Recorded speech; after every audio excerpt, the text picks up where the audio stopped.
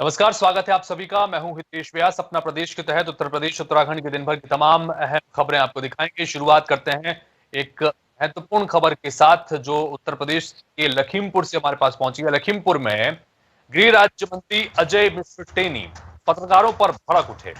पत्रकारों ने दरअसल उनके बेटे से संबंधित सवाल पूछा था। एसआईटी जांच पर पत्रकार के सवाल से मंत्री टेनी ऐसे भड़के कि पत्रकारों से बदतमीजी करने लगे, बदसलूकी करने लगे, यहां तक कि हाथ उठाने की भी कोशिश की। पत्रकारों से बोले कि दिमाग खराब हो चुका है आप लोगों का। अजय मिश्र टेनी ने पत्रकारों से बदसलूकी की। बदसलूकी का ये वीडियो इसके बाद तुरंत वायरल हो रहा है। केंद्रीय गृह राज्य मंत्री हैं अजय मिश्र टेनी। इनके सुपुत्र पर लखीमपुर खीरी कांड के मामले में किसानों पर से उनकी हत्या संबंधित कई और मामले हैं। हाल ही में एसआईटी ने अपनी जांच में बड़ा खुलासा किया था कि उस मामले में गैर इरादतन नहीं बल्कि इरादतन साजिश के तहत हत्या की कोशिश का मामला था, जिसके तहत कई धाराएं और बढ़ाई गई थी।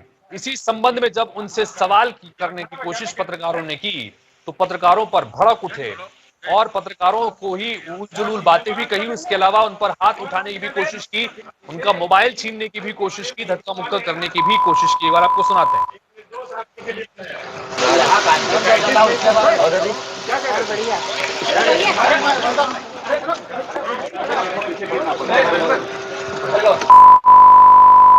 और खराए लग गए पर क्या काम के बारे में बात करो कि धाराओं के बारे में नहीं एसआईटी नहीं जानती। ऐसा है बेवकूफी के सवाल मत करा करो। दिमाग खराब है क्या है?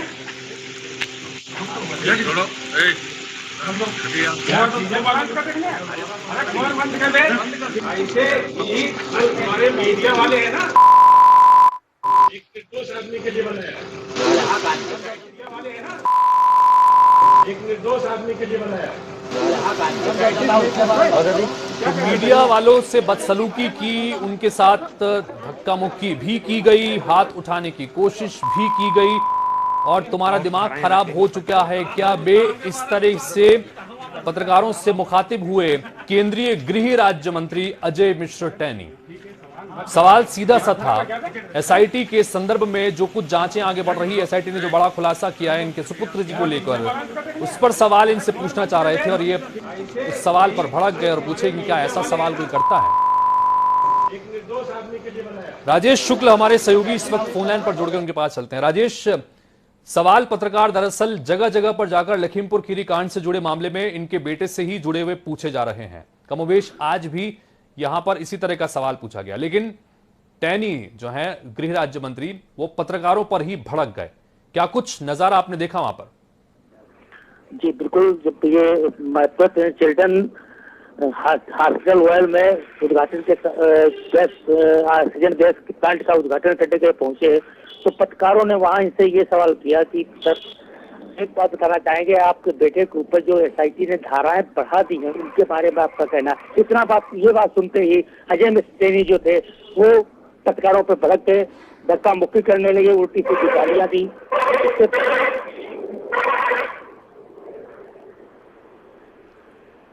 जी राजेश, इसके बाद क्या कुछ और प्रतिक्रिया आई है उनकी तरफ से? और जाहिर सी बात है कि पत्रकारों में भी इसके बाद गुस्सा है, रोष है कि इस तरह का व्यवहार पत्रकारों के साथ में किया जा रहा है और कहीं ना कहीं अपनी खींच उतारने की कोशिश पत्रकारों के ऊपर उन्होंने की है। क्या इसके बाद दोनों तरफ से कोई रिएक्शन? पत्रकारों में इस बात को लेकर काफी रोष है। पत्रकार इसके लिए सीधे तौर पर मंत्री जी को इस तरह की बयानबाजी नहीं करनी चाहिए था जिस तरीके की बयानबाजी मंत्री जी ने की है कि पत्रकारों के ऊपर आप सब जैसा लगाया कि पत्रकारों की वजह से ही एक निर्दोष व्यक्ति जेल गया है, जबकि ये तो एसआईटी जांच में आया है कि इनके बेटे जो अजय मिश्र टेनी थे, अजय मिश्र टेनी जी के बेटे जो थे आशीष मिश्र, उनके ऊपर जो भी आरोप सिद्ध हो रहे हैं वो एसआईटी की तरफ से आए हैं, लेकिन उन्होंने पत्रकारों के ऊपर एक पूरा दोषारोपण करते हुए कहा कि मीडिया ने ही निर्दोष को फंसाया है। चलिए राजेश, आप बने रहिए। इस वक्त हमारे साथ में उमाशंकर पांडे, कांग्रेस पार्टी के प्रवक्ता हैं, वो फोन लाइन पर जुड़ गए हैं, उनसे बात करते हैं। उमाशंकर जी, आईएनएच और जनता टीवी पर स्वागत है आपका। और दरअसल एक स्क्रीन पर हम एक रिएक्शन जानना चाह रहे हैं आपसे। अजय मिश्र टेनी जो कि केंद्रीय गृह राज्य मंत्री हैं, पत्रकारों ने इनसे इनके सुपुत्र से संबंधित सवाल पूछा कि एसआईटी ने जो नया खुलासा किया है उस पर। रिएक्शन देने के बजाय पत्रकारों पर भड़क उठे। तुम्हारा दिमाग खराब है क्या? इस तरह से तमाम चीजें करने की कोशिश की, यहां तक कि हाथापाई करने की कोशिश भी की। क्या कहेंगे उमाशंकर जी? देखिए, निश्चित रूप से ये दुर्भाग्यपूर्ण है। पत्रकार जो चौथे स्तंभ हैं लोकतंत्र के, उनके साथ इस तरीके का व्यवहार निश्चित रूप से निंदनीय है और शर्मनाक है। और ये शर्मनाक उस स्थिति में और भी ज्यादा हो जाता है जब अजय मिश्रा टेनी देश के एक संवैधानिक पद पर बैठे हुए हैं, जिनके ऊपर कानून व्यवस्था के पालन कराने की जिम्मेदारी है और उसके लिए कानून बनाने की भी जिम्मेदारी है।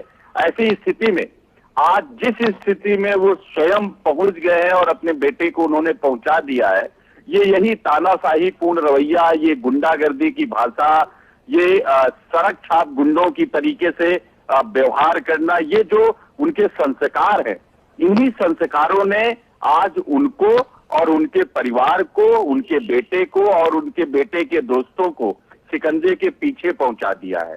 जिस तरीके से गुंडागर्दी करते हुए उन्होंने किसानों के ऊपर साजिश रचकर ये गाड़ियां चढ़ाई गई हैं उनकी गाड़ी से, वो निश्चित रूप से यही सब रवैया है। और मुझे लगता है कि प्रधानमंत्री जी को जरूर अब उनको बर्खास्त करना चाहिए।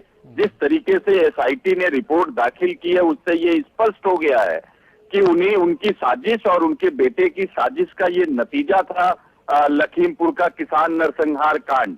ऐसी स्थिति में अब प्रधानमंत्री जी मंचों पर उनको अपने बगल में खड़े करने के बजाय उनको मंत्रिमंडल से बाहर का रास्ता दिखाएं, तब उनकी नैतिकता की बात होगी। बड़े बड़े इवेंट मैनेजमेंट किए जा रहे हैं, बड़ी बड़ी बातें की जा रही हैं, राम राज्य से लेकर न जाने क्या क्या कहा जा रहा है, लेकिन शायद राम राज्य को अभी पढ़ नहीं पाए हैं मोदी जी और योगी जी। एक बार वजह क्या मानते हैं? क्योंकि लगातार विपक्ष की तरफ से, आप लोगों की तरफ से पहले दिन जब से ये घटनाक्रम सामने आया तब से आप केंद्रीय गृह राज्य मंत्री के इस्तीफे की मांग कर रहे हैं, उन्हें बर्खास्त करने की मांग कर रहे हैं, लेकिन अब तक हो नहीं पाया। अब तो एसआईटी ने भी बड़ा खुलासा जांच में कर दिया और ऐसी धाराओं को जोड़ दिया जिससे ये साफ होता है कि इरादे के साथ साजिश के तहत इस पूरे घटनाक्रम को अंजाम दिया गया था। उसके बावजूद नहीं हो पा रहा, क्या वजह मानते हैं? देखिए, ये सरकार सत्ता का दुरुपयोग कर रही है और जो लोग कानून व्यवस्था, लोकतंत्र और संविधान के लिए खतरा है वो उनके मंत्रिमंडल का हिस्सा है। ये बात एसआईटी की रिपोर्ट में साबित हो गई है। इसके बावजूद अगर प्रधानमंत्री जी उनको मंत्रिमंडल से बाहर नहीं करते हैं, योगी आदित्यनाथ जी इस घटना में केंद्रीय गृह राज्य मंत्री की भूमिका की जांच नहीं करवाते हैं, तो ये स्पष्ट होता है कि ये लोग स्वयं कानून के खिलाफ बैठकर कानून के खिलाफ काम करने वाले लोगों को संरक्षण दे रहे हैं। आप देखिए, ये कौन उस वीडियो को देखकर प्रथम दृष्टया नहीं समझ रहा था कि निश्चित रूप से ये इन्हीं लोगों के संरक्षण में किसानों के ऊपर गाड़ियां चढ़ाकर उनको कुचला गया है, 4 किसानों को मारा गया है। जी उमाशंकर जी, बहुत बहुत शुक्रिया जनता टीवी से बातचीत करने के लिए आपका।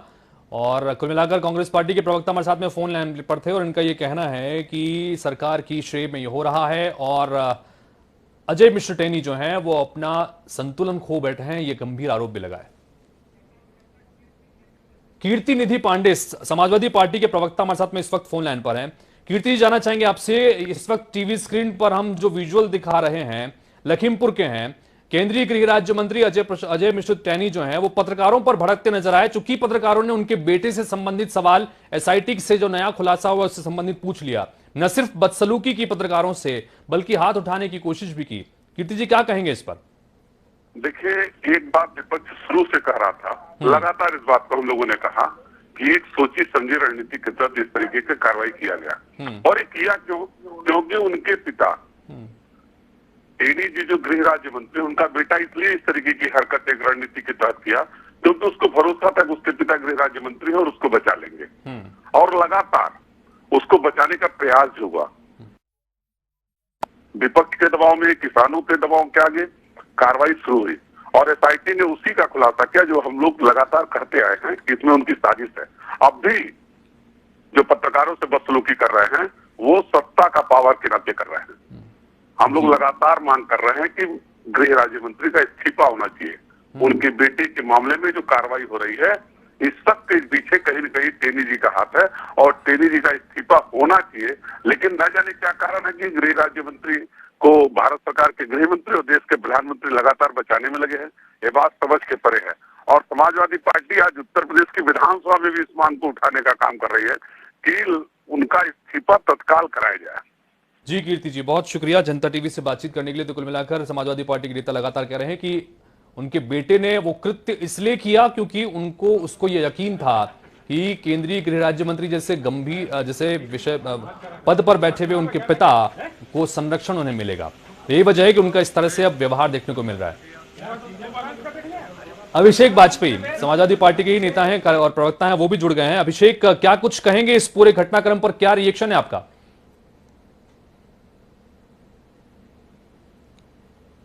अभिषेक सुन पा रहे हैं आप मुझे? चलिए, तो अभिषेक जी तक शायद मेरी आवाज पहुंच नहीं पाई, फोन कट गया। लेकिन कुल मिलाकर ये जो पूरा घटनाक्रम है, अजय मिश्र टेनी को इस वक्त आप अपनी स्क्रीन पर देख रहे हैं, केंद्रीय गृह राज्य मंत्री हैं। इनके सुपुत्र पर लखीमपुर खीरी कांड में गंभीर आरोप लगे हैं। एसआईटी ने हाल ही में जांच में एक और बड़ा खुलासा किया। इसके बाद और कहीं न कहीं शिकंजा इनके बेटे पर कसता नजर आ रहा है। इसी को लेकर पत्रकारों ने इनसे जानने की कोशिश की थी, उल्टे ये पत्रकारों पर ही भड़क गए, बदसलूकी भी उनके साथ की, हाथापाई करने की कोशिश भी की। इन सब के बीच एक बड़ी खबर आपको मार रहे हैं। अजय मिश्र टेनी को दिल्ली तलब किया गया है। ये इस वक्त सूत्रों के हवाले से बड़ी खबर निकल के आ रही है। अजय मिश्र टेनी, केंद्रीय गृह राज्य मंत्री अजय मिश्र टेनी को दिल्ली तलब किया गया है। गृह मंत्री को, केंद्रीय गृह राज्य मंत्री को शाम तक दिल्ली बुलाया गया है। माना जा रहा है कि उनकी छुट्टी हो सकती है मंत्रिमंडल से, उन्हें इस्तीफा देने के लिए कहा जा सकता है। चूंकि एसआईटी की जो अब की जांच में चीजें निकल के सामने आई, एसआईटी ने जो 3 प्रमुख धाराओं के तहत अब केस दर्ज किया है लखीमपुर खीरी कांड में, उसके बाद यह माना जा रहा है कि अब केंद्रीय गृह राज्य मंत्री अजय मिश्र टेनी का बहुत समय तक इस पद पर बने रहना शायद सरकार के लिए मुश्किलें खड़ी कर सकता है। यही वजह है कि सूत्रों के हवाले से खबर निकल के आ रही है कि अजय मिश्र टेनी को दिल्ली तलब किया गया है। केंद्रीय गृह राज्य मंत्री अजय मिश्र टेनी का इस्तीफा हो सकता है। इसके बाद इस तरह के कयास लगाए जा रहे हैं।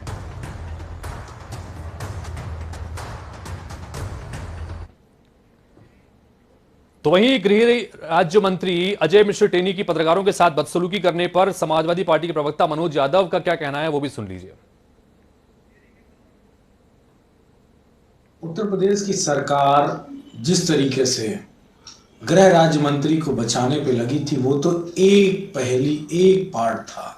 लेकिन जिस तरीके से ये घटना घटित हुई है कि अजय टेनी ने पत्रकारों से बदतमीजी करी, उनके सिक्योरिटी गार्ड ने कैसे बदतमीजी करी, ये एक दूसरा पहलू है। आप कल्पना करके देखो, जो गृह राज्य मंत्री आरोप लगने के बाद इस तरह वोकल होके पत्रकारों से, अंगरक्षक उसके बदतमीजी कर रहे हैं, वो बदतमीजी कर रहा है, तो आप सोचो उस घटना से, उन आरोपों से, उस एफआईआर से, वो 120B से पहले उसके तेवर क्या रहे होंगे और क्या नहीं कर गुजरा होगा। खैर, वो सारी विवेचना में चीजें आ गई हैं। अब मोदी सरकार को ये बताना पड़ेगा, देश को ये मैसेज देना पड़ेगा कि मोदी जी और योगी जी जो माफिया राज की बात करते हैं, जिसको खत्म करने की बात। आगे बढ़ते हैं दूसरी खबर पर। राजधानी लखनऊ के इंदिरा गांधी प्रतिष्ठान में आज मुख्यमंत्री योगी आदित्यनाथ ने यूपी नंबर 1 सुझाव आपका संकल्प हमारा इस अभियान का शुभारंभ किया। बीजेपी का यह अभियान जनता से जुड़ने के लिए है। पार्टी का दावा है कि यह सबसे बड़ा संकल्प पत्र अभियान होगा। मुख्यमंत्री योगी आदित्यनाथ ने कार्यक्रम को संबोधित करते हुए कहा कि साल 2017 में हुए विधानसभा चुनाव से पहले हमने विपक्षी पार्टियों की तरह घोषणा पत्र नहीं जारी किया था, बल्कि संकल्प पत्र को जारी किया था। संकल्प लोक कल्याण का माध्यम है। संकल्प व्यक्ति के लिए लोक कल्याण और राष्ट्र कल्याण के लिए लिया जाता है। इसी संकल्प के साथ साल 2017 में हम जुड़े थे और उसे पूरा करने का कार्य किया। और इसी के साथ सीएम योगी ने पिछली और वर्तमान सरकार का फर्क विभिन्न उदाहरणों से समझाया। उन्होंने कहा कि पिछली सरकारों में आतंकियों के मुकदमे वापस हो रहे थे, आज माफिया पर कार्रवाई की जा रही है। इस कार्यक्रम में मुख्यमंत्री योगी आदित्यनाथ के साथ प्रदेश के भारतीय जनता पार्टी के अध्यक्ष स्वतंत्र देव सिंह और मैनिफेस्टो कमेटी के अध्यक्ष सुरेश कुमार खन्ना भी मौजूद रहे। भारतीय जनता पार्टी के 2017 विधानसभा चुनाव के लोक कल्याण संकल्प पत्र को जारी किया था। हमने राजनीतिक दलों के उस परंपरागत घोषणा पत्र से हट करके संकल्प पत्र जारी किया था। संकल्प वही जिसका कोई विकल्प नहीं। हम लोग 2022 के लिए एक नए लोक कल्याण पत्र के लिए सुझाव आपका, संकल्प हमारा, इस भाव के साथ आए हैं। तब मुझे बताते हुए प्रसन्नता है कि 2017 के सभी संकल्पों को हमारी सरकार ने पूरा किया है और उसकी एक झलक आपको यहां पर देखने को भी मिली है। पहले की सरकारें किसानों पर गोली चलाती थी। हमने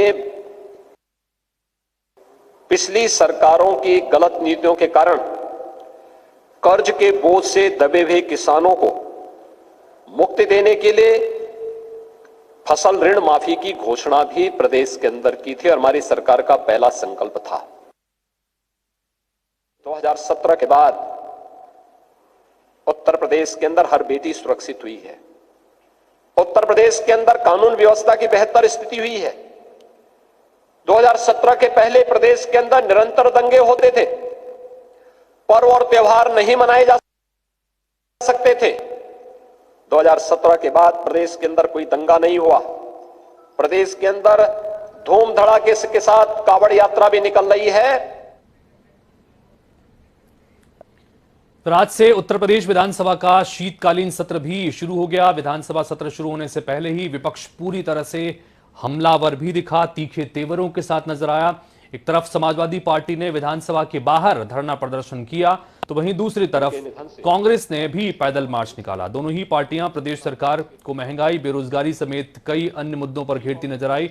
हो हल्ले के बीच जैसे तैसे सदन की कार्यवाही शुरू हुई। विधानसभा में सदन के पूर्व अध्यक्ष और 17वीं विधानसभा के सदस्य रहे सुखदेव राजभर के अलावा देश के पहले chief of defence staff general Bipin Rawat, उनकी पत्नी मधुलिका रावत और 11 अन्य सैन्य अफसरों को सीएम योगी समेत सदन के सभी सदस्यों ने श्रद्धांजलि अर्पित की। पिछले सत्र के बाद से अब तक दिवंगत हुए विधानसभा के पूर्व सदस्यों को भी सदन में श्रद्धासुमन अर्पित किए गए। दिवंगत आत्माओं की शांति की कामना करते हुए सदन में मौन धारण किया गया। वहीं कार्यवाही शुरू होते ही विपक्ष ने लखीमपुर खीरी हिंसा पर एसआईटी रिपोर्ट पर जमकर हंगामा किया। कांग्रेस और सपा के विधायक केंद्रीय गृह राज्य मंत्री अजय मिश्र टैनी के इस्तीफे की मांग को लेकर धरने पर बैठे, जिसके बाद सदन की कार्यवाही को कल तक के लिए स्थगित कर दिया गया।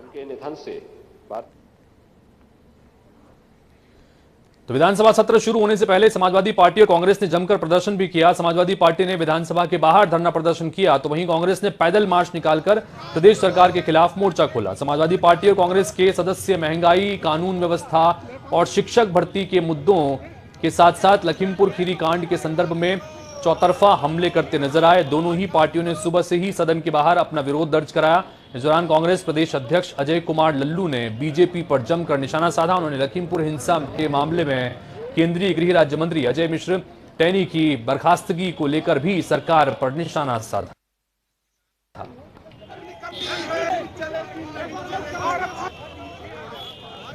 किसानों की निर्मम हत्या हुई, जिसका पूरी तरह एसआईटी ने जांचकर खुलासा किया कि ये रणनीति के तहत, साजिश के तहत उनके लड़के ने और उन्होंने की रणनीति बनाई थी। आखिर किसानों को न्याय कब मिलेगा? आदरणीय प्रधानमंत्री जी क्यों उन्हें छुपा रहे हैं? क्यों उन्हें बचाना चाहते हैं? क्यों नहीं मुख्यमंत्री जी उनके खिलाफ कार्रवाई कर रहे हैं? यह स्पष्ट हो चुका है, ये सरकार किसानों की निर्मम हत्या करने वालों के साथ खड़ी है। उत्तराखंड की कुछ महत्वपूर्ण खबरों की बात करें तो रक्षा मंत्री राजनाथ सिंह आज देवभूमि के दौरे पर देहरादून पहुंचे और यहां राजनाथ सिंह ने सैन्य धाम की आधारशिला रखी। इसके बाद रक्षा मंत्री राजनाथ सिंह ने सैन्य धाम में शहीद परिजनों का सम्मान किया। राजनाथ सिंह ने देहरादून के सैन्य धाम पहुंचकर शहीदों के आंगन की मिट्टी पर पुष्पांजलि अर्पित की और उन्हें विनम्र श्रद्धांजलि दी। इस दौरान मुख्यमंत्री पुष्कर सिंह धामी भी मौजूद रहे। रक्षा मंत्री राजनाथ सिंह ने कहा कि प्रधानमंत्री मोदी ने आज से 4 साल पहले कहा था कि उत्तराखंड में 4 धाम हैं, एक 5वां धाम सैन्य धाम होना चाहिए। जो काम शुरू हुआ है जल्द से जल्द इसका काम पूरा होगा। रक्षा के सारे हथियार, रक्षा से संबंधित सारे सामान दुनिया के दूसरे देशों से आयात करता था अब दुनिया के 72 देशों को भारत रक्षा से संबंधित सारे सामान निर्यात करने का काम कर रहा है, यानी हम एक्सपोर्ट कर रहे हैं। इस रूप में हमारी ताकत तेजी के साथ बढ़ी है। और पहले तो जितनी हम खरीद करते थे उसका 65-70% हम दुनिया के दूसरे देशों से मंगवाते थे, लेकिन अब 65-70% अब दुनिया के दूसरे देशों से वह सामान नहीं मंगवाते, बल्कि वह सारे सामान अब हमारे यहां ही बनते हैं। भारतीय सेना के सशक्तिकरण को लेकर माननीय रक्षा मंत्री जी की दूरदृष्टि और बनाई जा रही योजनाओं का आने वाले कई वर्षों तक अनुसरण किया जाएगा। आज के इस अवसर पर मैं भारत माता के वीर सपूत स्वर्गीय जनरल बिपिन रावत जी को अपनी तथा देवभूमि उत्तराखंड की तरफ से श्रद्धांजलि देता हूं। वह देश के लिए अपनी अंतिम सांस तक समर्पित रहे। और सच बताऊं तो अभी भी यह विश्वास नहीं होता है कि जनरल रावत अब हमारे बीच में नहीं है। तो दिल्ली के डिप्टी सीएम मनीष सिसोदिया का 4 दिवसीय कुमाऊं दौरा 16 से 19 दिसंबर तक कुमाऊं में अलग अलग जगह होगा।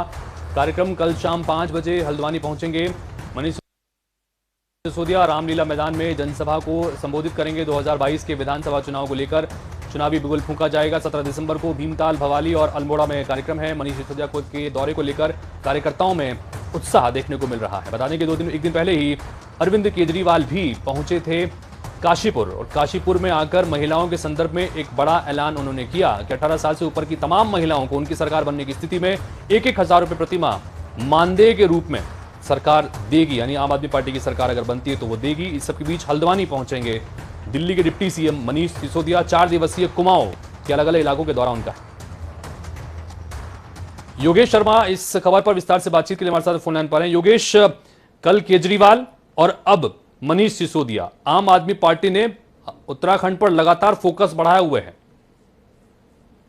देखिए, साफ तौर से आम आदमी पार्टी अब पूरी मजबूती से उत्तराखंड में चुनाव लड़ने जा रही है। कल जहां अरविंद केजरीवाल ने काशीपुर में एक बड़ी जनसभा की, वहीं अब जो दिल्ली के उप मुख्यमंत्री हैं मनीष सिसोदिया, उनका 4 दिन का कुमाऊं दौरा है, जिसमें कल एक वो हल्द्वानी में विशाल जनसभा करेंगे, जिसके बाद परसों उनकी भवाली, भीमताल, अल्मोड़ा सहित कई क्षेत्रों में अलग अलग तरह के कार्यक्रम है। कई जगह प्रेस कॉन्फ्रेंस करेंगे, कई जगह जनसंपर्क करेंगे। तो लगातार कहीं ना कहीं आम आदमी पार्टी एकदम से तेजी उन्होंने अपने चुनाव प्रचार को लेकर पकड़ ली। जी योगेश, बहुत शुक्रिया इस तमाम जानकारी के लिए आपका। और जाहिर तौर पर आम आदमी पार्टी के लिए भी आने वाले दिन बड़े महत्वपूर्ण हैं। पूरी तरह से जोर लगाया और देखना बड़ा दिलचस्प होगा कि क्या कुछ असर आने वाले समय में उत्तराखंड की राजनीति में आम आदमी पार्टी का देखने को मिलता है। तो इसी के साथ फिलहाल इस बुलेटिन में इतना है, लेकिन खबरें और अपडेट्स का सिलसिला जनता टीवी पर लगातार जारी है। नमस्कार।